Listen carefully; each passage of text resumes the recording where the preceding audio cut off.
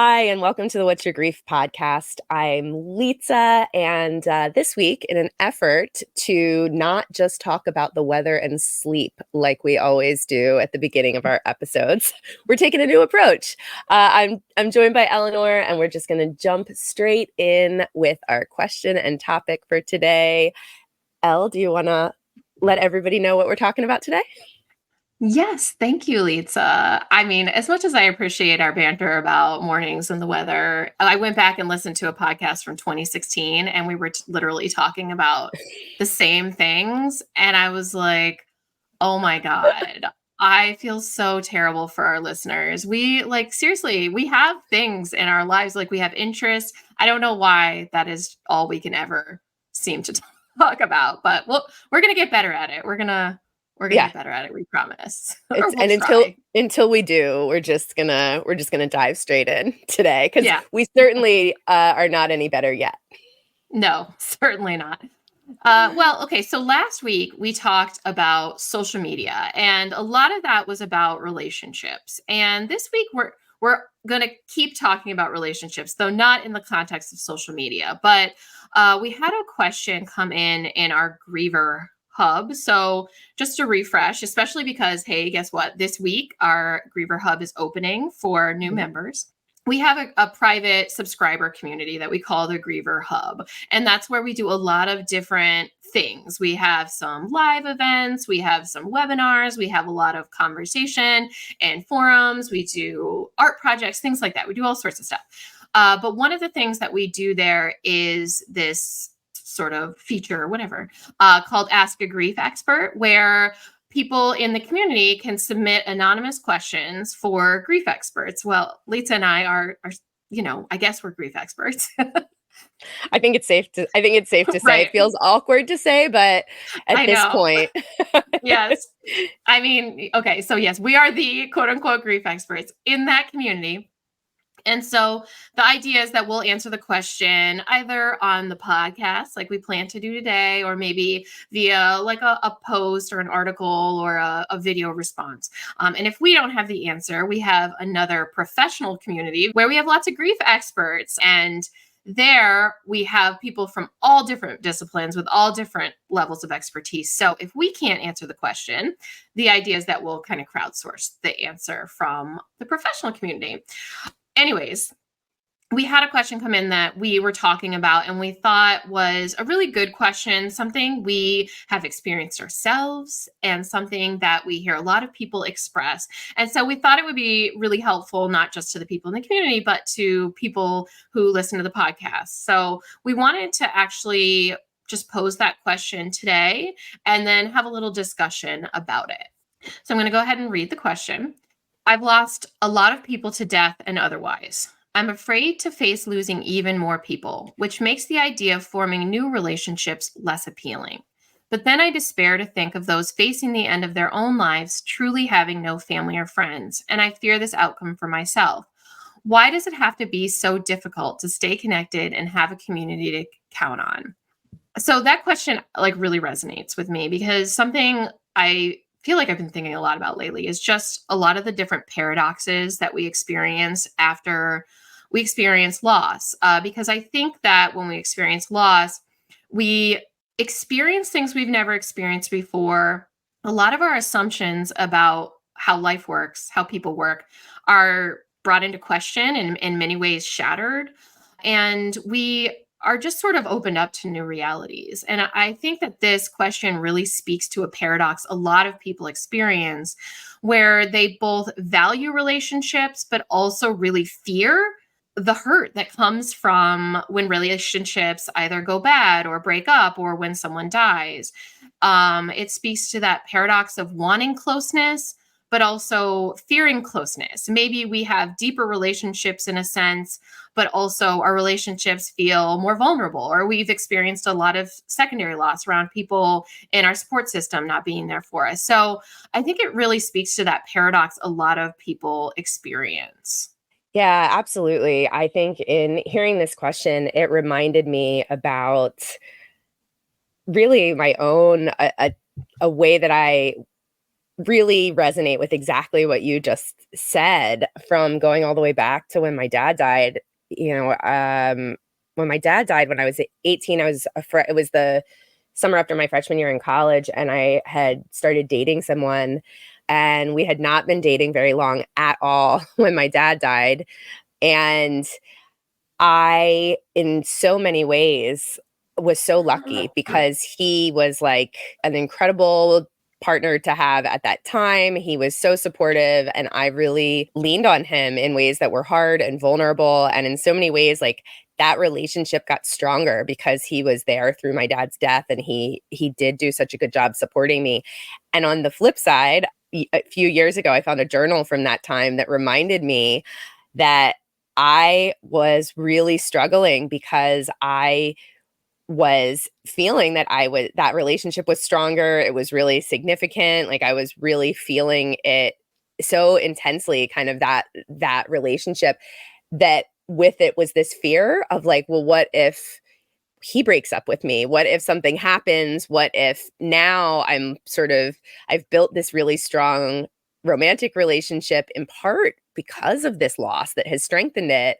And now I'm looking at this journal entry where I was like clearly scared out of my mind that I was going to lose that relationship, and was literally thinking maybe I should like break up with him just so I can kind of control it and like do it on my own terms, and not have this like fear of losing it hanging over me, or this fear of it, which is obviously like so sad, but also I think taps into exactly what's going on in this question and what you described, which is that feeling of like, it becomes terrifying after a loss, in the depths of your grief, to then look around and be like, wow, every other close relationship I have or will ever have is like a little ticking time bomb just waiting to make me feel this again. And Yeah. that's scary. Yeah, it makes me think of that quote, grief is the price we pay for love. And I think what the intention of that quote is that, oh, we loved, so grief is kind of worth it in a sense. And I think when you're sitting in the place where we're talking about, the reverse seems like maybe the logical conclusion. Like, oh, but we're grieving. So is love really worth it? And I think that that's a question a lot of people ask. And this comes up in so many different ways. It might be about whether you want to open yourself up to new relationships. It might be Hmm. like you were talking about, like reevaluating your willingness to be close to existing relationships. Like maybe it's like, oh gosh, I'm putting up all these walls and barriers because now I'm looking at everybody and worrying about something happening. One thing that we know is that when people have lost one person, all of a sudden they start to see everybody as being more vulnerable, including themselves. And so it might be that you're looking at all your existing relationships and saying like, oh, whoa, I gotta take a step back. I gotta put up a wall. I gotta protect myself. I can't be emotionally open to people because I don't want to experience this pain again. Yeah, that the fear of feeling this again or setting yourself up for it over and over again, I think is really terrifying. And the older that we get, I think the more aware we become that life is just like this series of losses. And that is something that can make it really, really terrifying to just keep ourselves open to Mhm. those relationships. Yeah, I think about it coming up in sort of all sorts of ways. I mean, I think about, my mom had a baby who was stillborn, between me and my sister. And I think about that and the fact that she, because of her age when that happened, she had to like jump right into IVF again and start like doing everything after this, devastating stillbirth. And I think about that, like her ability to open herself up again when there was so much risk, when she had had other previous, issues with pregnancy and miscarriage. And, I think when couples have to do that and open themselves up again, it's another variation of this. You're sort of stepping into saying, on the one hand, I'm opening myself up to the possibility of having a child and this incredible relationship I want. And on the other hand, I'm also opening myself up to the Yeah. possibility of just repeating one of the most painful things that's ever happened to me.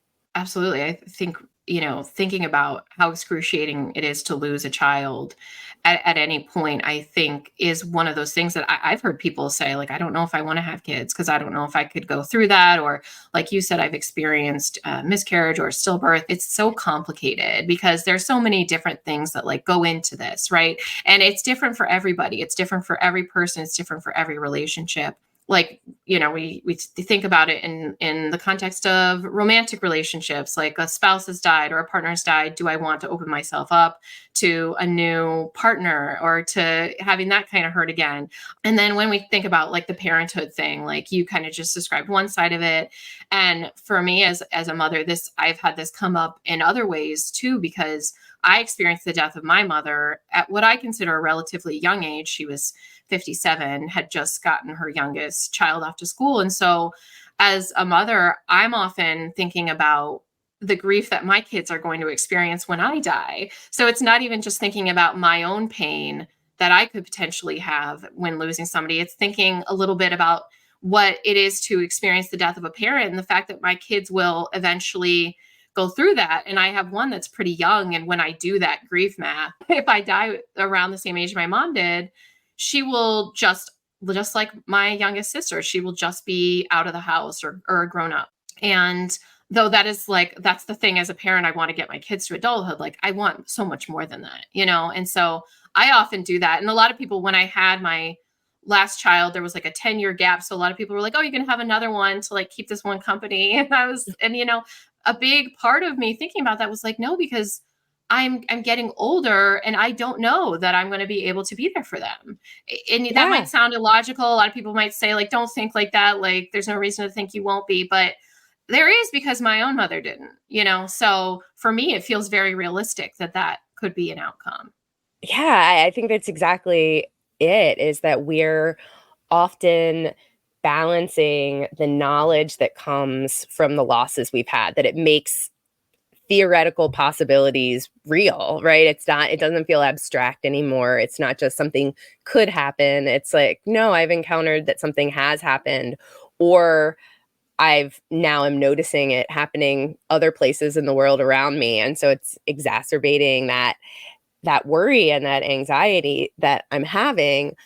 And yet, on the other side, going back to this sometimes being a paradox, that also sometimes I am aware that life can be short. And so I do want to build those relationships, make the most meaningful time with my kids that I can, like have every minute, all of those things have it really count. I've often thought that I have really deep friendships. And I think that in part, some of that is because I had gone through loss, but also happened to have friends who have gone through significant losses at a young age, like when we were still in our ranging from elementary school, teenage years, early 20 years. And that really, in a lot of ways, I think, caused us to see the both fear of the things that can happen, but also to kind of want to appreciate relationships even more and life even more. So it's so complicated that we're always balancing those two things after loss. Yeah, you make a really good point when I step back and think about it, because I do think that this knowledge or this anxiety or this fear, whatever, excuse me, whatever you want to label it, it can propel us to go in like two very extreme directions. Almost like when I thinking about my kids, it does not make me want to keep them at arm's length. It makes me want, like you said, it makes me want to value every single second. But I do think that there's another extreme angle that one could go in, where it does make them want to keep people at an arm's length and put that barrier up. And that's where the question really comes from, because we know a lot of people do end up in that place for a lot of very like real reasons. And so I guess just thinking about how do we kind of analyze that? How do we self-reflect on that? And I know that there's not really a like practical, easy tip for navigating this, but like, what are some of the things we might just keep an eye on or consider in doing that? Yeah. For me, it is that like knowledge of which direction am I going in? Which way do I feel propelled? Though I do think also there's a little bit of a timing element to this. Would you Hmm. agree with that? Oh, yeah, definitely. I mean, I think that when we're right, when we're in the deepest pain of grief, I think for some people very early on, self-protectively, it's like I cannot possibly open myself up to more loss, or why would I do this to myself again? And in some ways, I think that's because in the earliest part, or the deepest, most painful part of our grief, when we haven't figured out, how will I live in the world without this person? How will I cope with these emotions? How will I manage? I think it feels impossible. But then we do slowly start to learn how to carry our grief. We do slowly start to cope. We do slowly start to figure out that, like, we can live in the world after this loss. It's never going to be the world we wanted, but we're surviving. And then I think sometimes we're able to revisit and the idea of new relationships, and the risk is still there, but it is a little less present because we have more faith in our ability to weather grief storms. We've proven Mhm. that it's been devastating, but we've survived. And so I think opening ourselves up becomes progressively sometimes a little bit less scary with time. Yeah, so in other words, if you're feeling kind of this instinct or this withdrawal desire in the beginning, that's not all that uncommon. A lot of people do kind of try to protect themselves. They do withdraw a little bit in the beginning, but I would say keeping an eye on how this feels over time. Because when we do experience a big loss, like I kind of said before, a lot of our assumptions and beliefs about the world, they get really shattered based on, Yeah. the new knowledge or based on the experience. And one of the things we talk a lot about, especially when we talk about like potentially traumatic losses, is that we are at a place where everything oftentimes feels very broken, and we kind of have to build a new way of being in the world and a new way Hmm. of understanding our relationships in the world. And sometimes we are able to rebuild it, hopefully in a way that feels like, okay, I can live with the pain and the good stuff of life. I can find new meaning and purpose. I can have relationships, even though I will always be grieving and I will always feel the pain, and this loss, it will always be present. But sometimes we do rebuild in a way that continues to be sort of guided by fear and anxiety and avoidance, because we are worried about experiencing these emotions and we haven't found ways to be able to tolerate them or to even consider being present with them. And so sometimes we do go down the road, and we find that we don't feel closer to being able to have these relationships. We don't feel safer. And if it has been 6 months, a year, 2 years, and you find that you are wanting different types of relationships, deeper relationships, maybe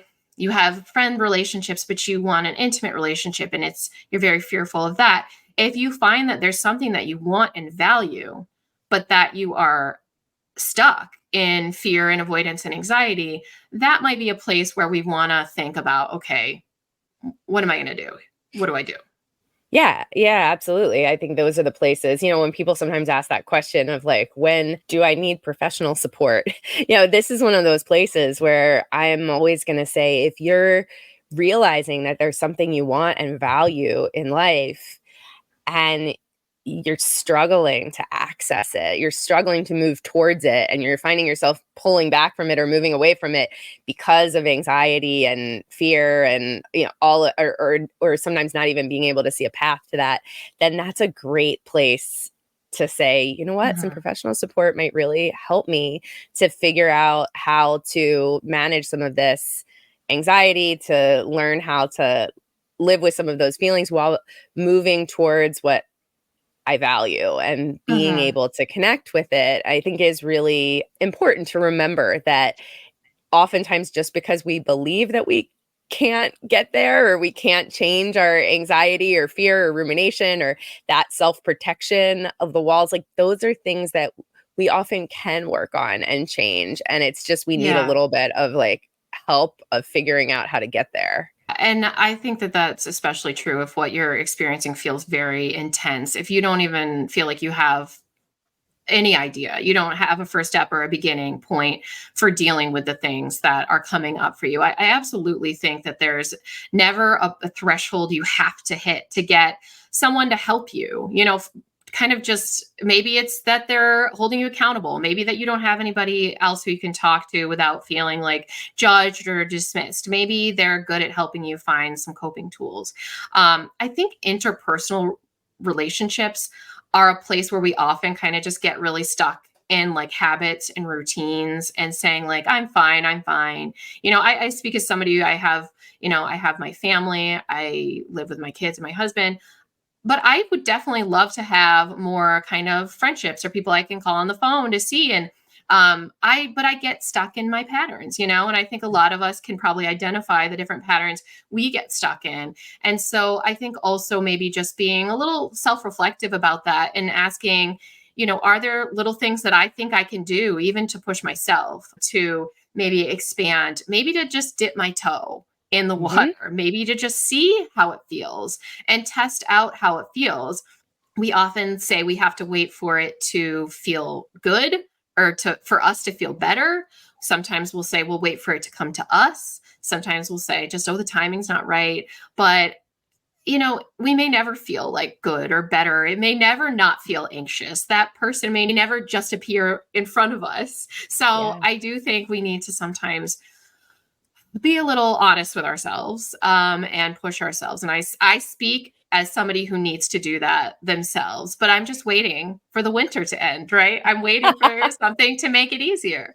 So, Well, and I think that being able to recognize that that idea that like in some ways the pain of grief, the fear and anxiety that are there, those things can feel really hard and unpleasant for us, and they also have the ability to deepen our experiences in the world and deepen our connections. And that when we think about like what do we want out of our life? What do we value about the time that we do have? I think sometimes it is looking at that. I think I've mentioned this before, like Heidegger the philosopher talks about the idea of being a being towards death, and the idea that like when we are constantly aware of our death and the deaths of other people around us, that it allows us to live in the world in a more engaged and mm, authentic and committed way. And at the same time, like it's awful and terrifying because we're like thinking about mortality all the time, and that sounds awful. But he describes this idea of it being those two things at the same time, like that allows that coming together. And I think of it too that Khalil Gibran, there's a quote that in the back when I did my training in at the VA hospital a long time ago in the PTSD program, there I was in a group doing a PTSD group there with veterans, and there was this quote that I can't even remember if one of them introduced to it, but they all like really, really loved, that was the deeper that sorrow carves into your being, the more joy you can contain. mhm. And, that again, we talked a lot in that group about the idea that in so many ways they felt like obviously they were living with PTSD, the trauma of having been through these devastating things, and also at the same time feeling like that now, at least that they were working on their trauma, did allow them to live in a way that felt clearer and connected, and to appreciate the joys Yeah. and the meaning of life and their lives in ways that they didn't believe they could have if it had not been for those traumas. Yeah, and I think that really closely aligns to what a lot of the reading out there and literature out there on post-traumatic growth says, is that post-traumatic growth is something that comes from experiencing something so big that it really does shatter your assumptions about the world and leads to immense struggle. So it's not just that you've been through something tough and like you feel stronger for it. It's that you've experienced something that is so earth shattering and created such intense pain and struggle that from that you rebuild it in a way that makes you feel maybe stronger or more connected and things like that. And I mean, once again, I think we say this once a podcast, it goes back to dialectical thinking and that idea that you can hold two truths or be present with two emotions or thoughts that feel conflicting but actually aren't. And it's that idea that we can be aware that there is pain and loss inherent in love in many ways, but that we also want to love and we also want to be connected. And so we kind of just need to live with those two realities all at once. And that's what we do when we're grieving, right? I mean, at first it feels like all intense pain, but even grief itself becomes something that is, on the one hand, very painful, but on the other hand, oftentimes, not 100% of the time, but oftentimes that is love, that is connection, that is fond memories, that is, letting that person be a part of your ongoing narrative and your ongoing life. And so grief in and of itself is those two things. So grief and love, they're not all that different. Yeah. Yeah. In And that I way. think, well, right. In that way. Right. And again, like I think when we think about where do you go, going back to the original question of just struggling through that, I think really connecting in a practical day-to-day way of like, what is important to you? What do you value? Really asking yourself those questions and creating space to acknowledge that we all have different values and different needs for relationships. Some people need Yeah. fewer than other people. Some people, just really having a lot of relationships is important.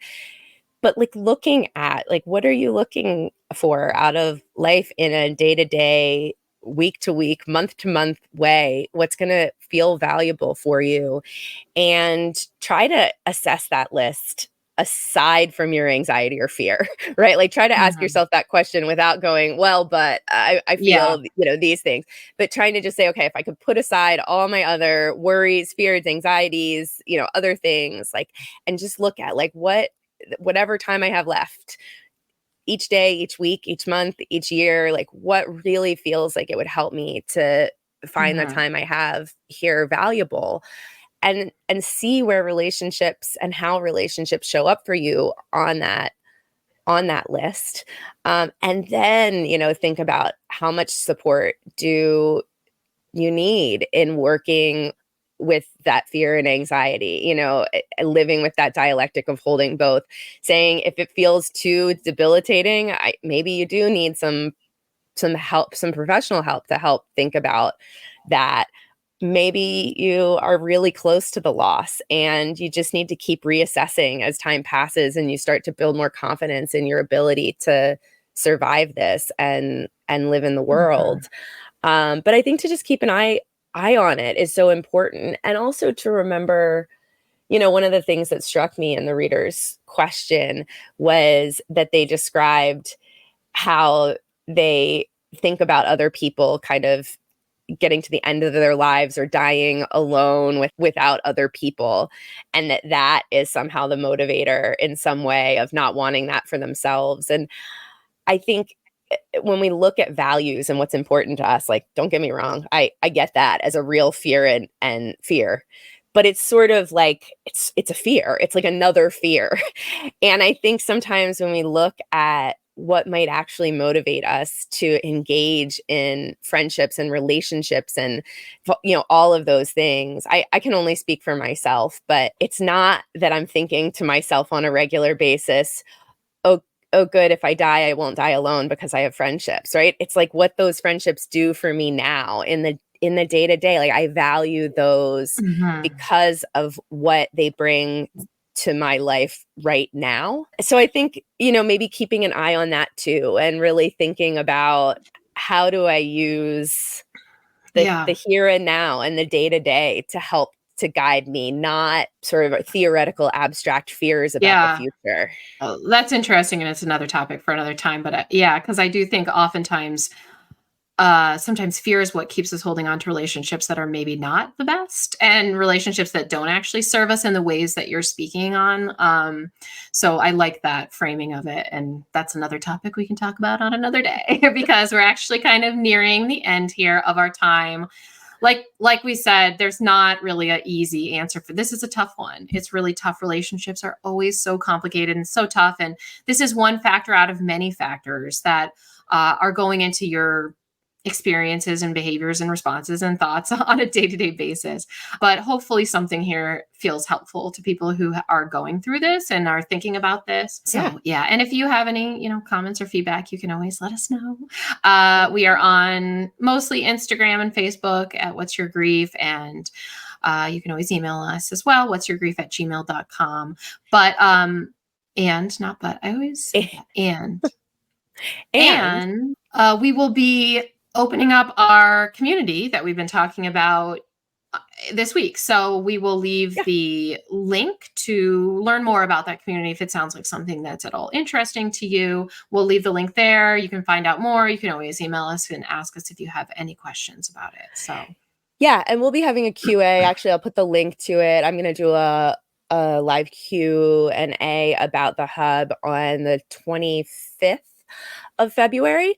So if you've been thinking about joining and you just have some questions or just want to tune in there, I'll give a quick overview. But if you like the podcast, I don't know, you get to hang out with us in the community, and it's a good place to.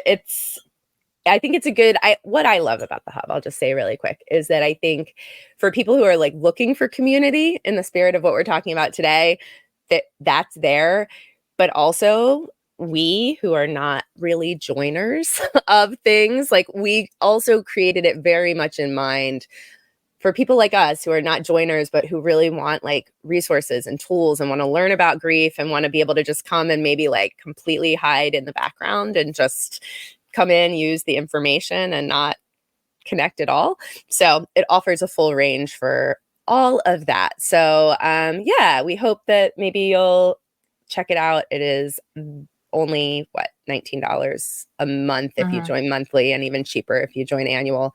And it supports all the other work we do. So we hope you'll check out the links. Talk to you next week.